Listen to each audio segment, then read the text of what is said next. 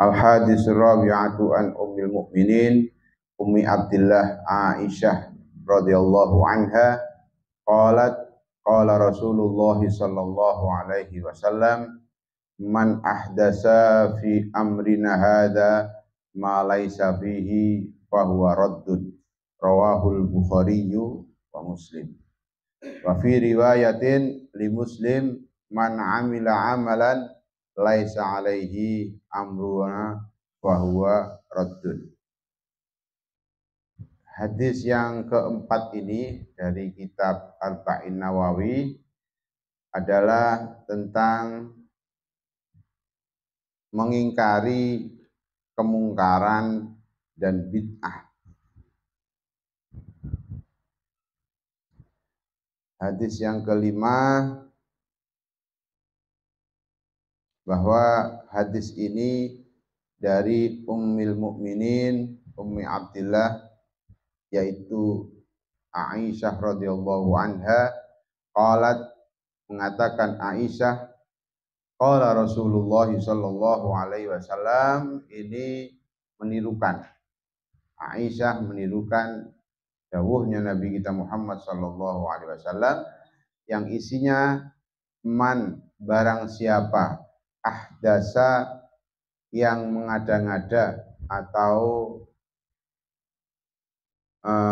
membuat baru, fi amrina, di dalam urusan agama, fi amrina, di dalam urusan kami, maksudnya urusan agama kami, kata Nabi, hada, ya agama ini, ma laisa minhu fahuwa ruddun, yang barang yang baru tadi tidak dari kami atau tidak dari agama kami, maka hukumnya tertolak.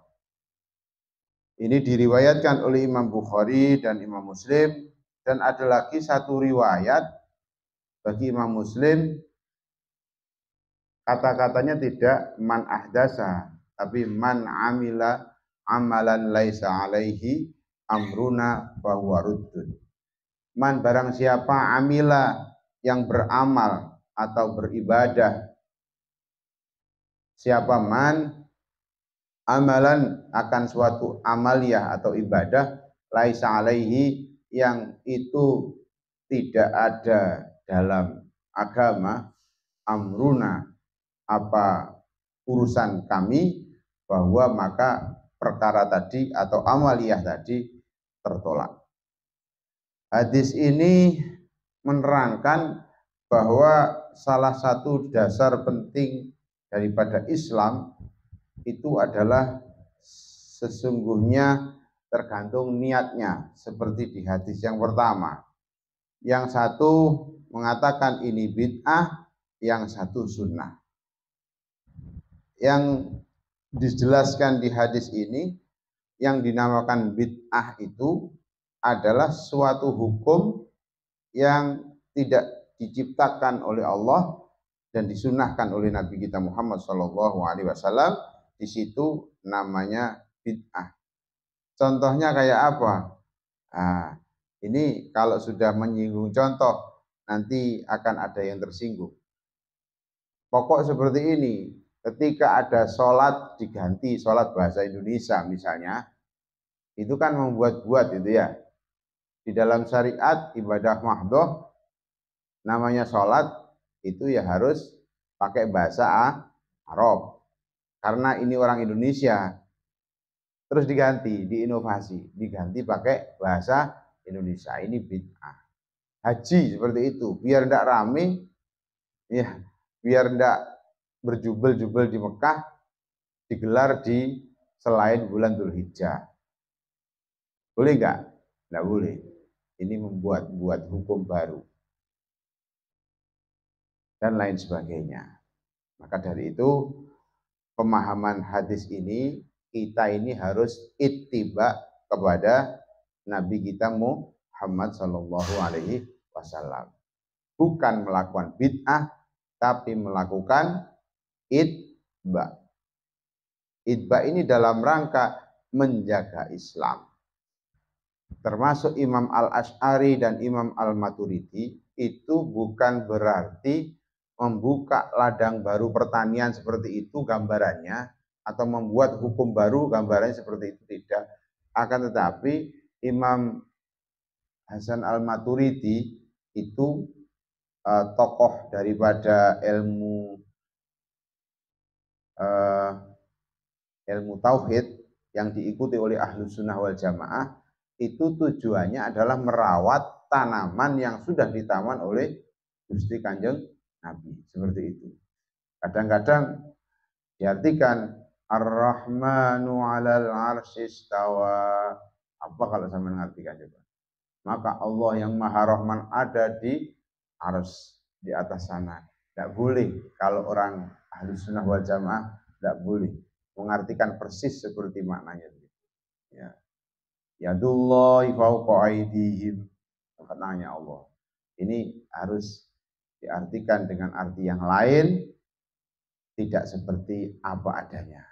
Maka dari itu kita ini disuruh untuk ittiba, tidak untuk bid'ah atau membuat hukum-hukum baru.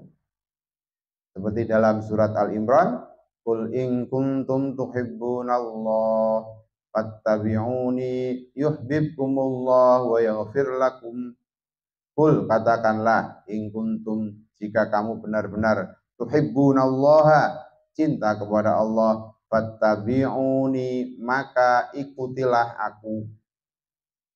Yuhibbukumullah, maka Allah akan mengasihi kamu, mencintai kamu, wa yaghfir lakum, dan akan mengampuni dosa-dosamu. Maka dari itu kita ini setiap mengikuti sunnah Nabi harus ada niatan itba kepada Gusti Kanjeng Nabi, termasuk minum dalam keadaan duduk.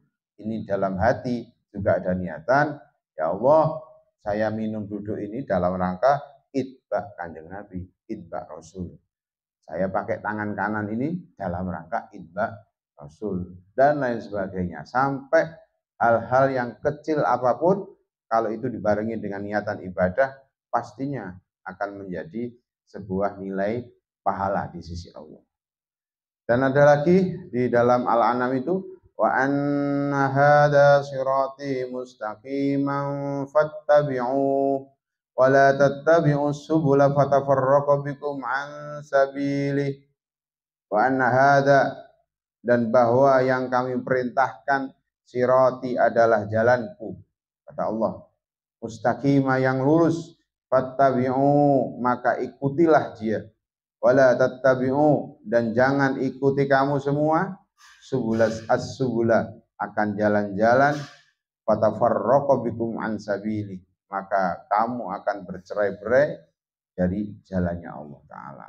Nah, makanya yang kita ikuti adalah jalannya Allah, dan sebaik-baik petunjuk adalah petunjuk Nabi Muhammad sallallahu alaihi wasallam. Hadis yang keenam,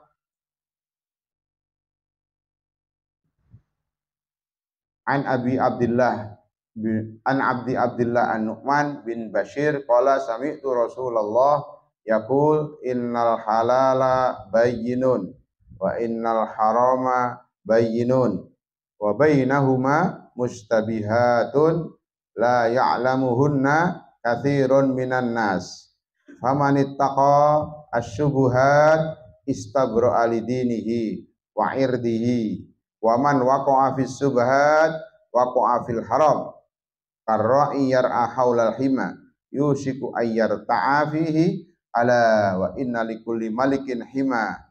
Ini menyinggung daripada makanan halal dan haram, barang halal dan haram.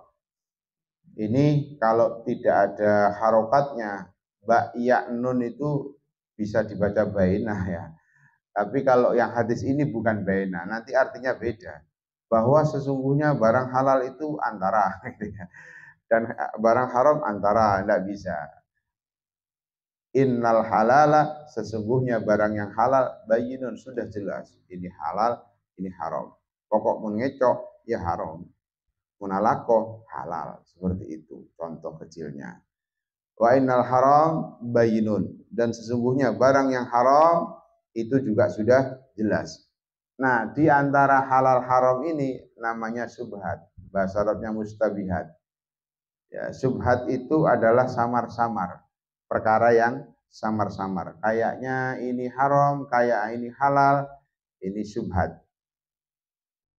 La ya'lamuhunna, dan kebanyakan mereka tidak tahu. La ya'lamuhunna katsirun minan nas, kebanyakan manusia ini tidak tahu akan barang-barang yang subhat tadi.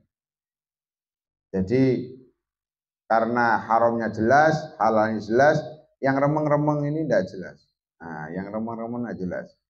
Famanittaqo asyubhat, barang siapa yang menjaga dirinya itu dari harta-harta syubhat, istabro'a lidinihi, maka dia itu sudah terbebas daripada barang wilayah-wilayah yang haram tadi. Nah, istabro'a lidinihi, maka dia itu bisa menjaga agamanya dan juga wa'irdihi, dan kehormatannya. Jadi kehormatannya, agamanya itu terjaga kalau orang itu bisa menjaga di antara halal dan haram yang namanya syubhat tadi. Sekarang ada lanjutan hadis ini, waman waqa'a syubhati, barang siapa yang jatuh atau terjerumus ke barang-barang yang syubhat, waqa'a fil haram. Ternyata hukum di antara halal dan haram ini dilarikan kepada yang haram. Ini hadis Nabi seperti ini. Jadi orang ini barang ini halal apa haram, tidak tahu ya syubhat ini, Bang. Ternyata di sini syubhat itu masuknya ke haram, jatuhnya ke haram. Waman waqa'a fi syubhat waqa'a fil haram. Barang siapa yang jatuh kepada barang-barang yang syubhat, maka dia pastinya jatuh ke haram. Gambarannya begini, karra'i, seperti orang yang mengembala kambing ini ya. Yar'a, yang gembalaannya itu haulal hima, yaitu dikelilingi oleh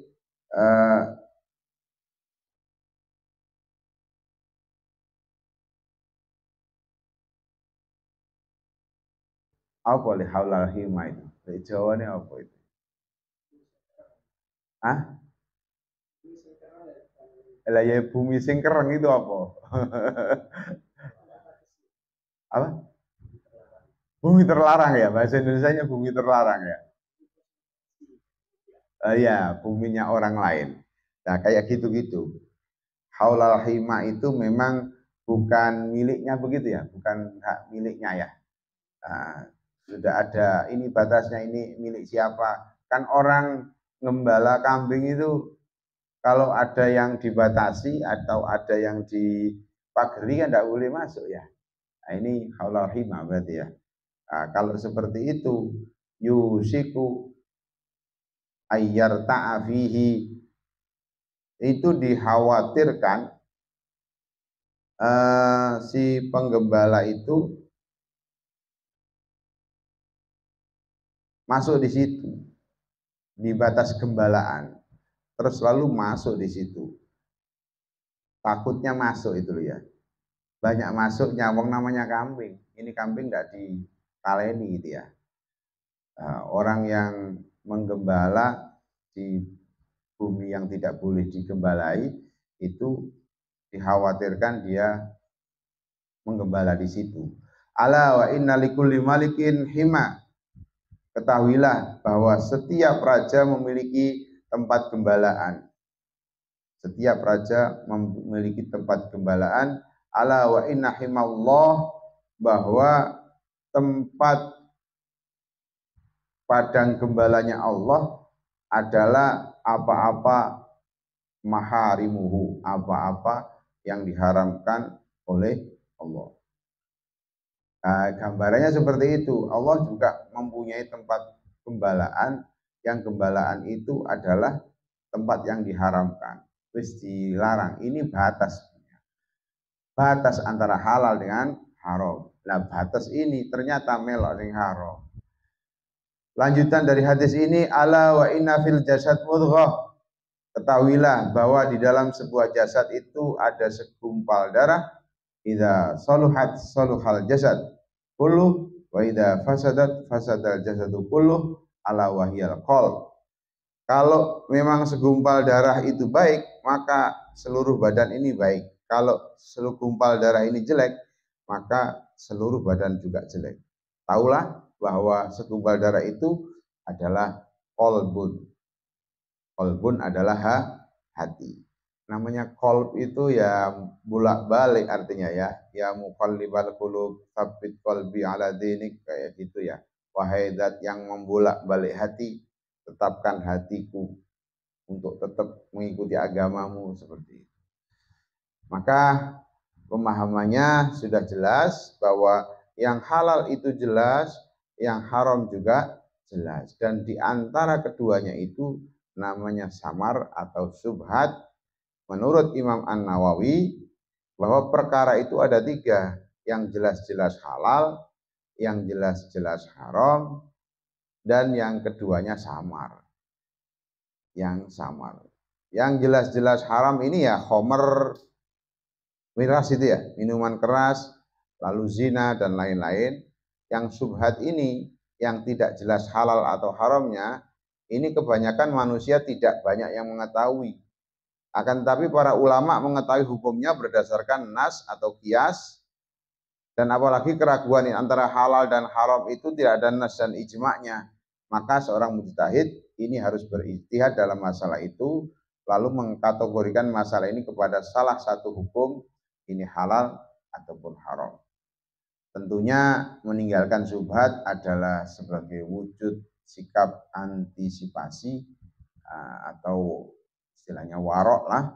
Sikap ini sangat baik untuk direalisasikan untuk tetap menjauhi yang namanya syubhat. Kalau toh tidak bisa, tetap kita ini mengaku bahwa ini barang syubhat, cuma saya belum bisa menghindari, selalu beristighfar kepada Allah dan selalu belajar untuk menghindar dari itu. Kalau toh memang manusia ini kan kumpulannya lupa dan luput, luput dan lupa. Al-insan mahalul khotok wan nisyan, gitu.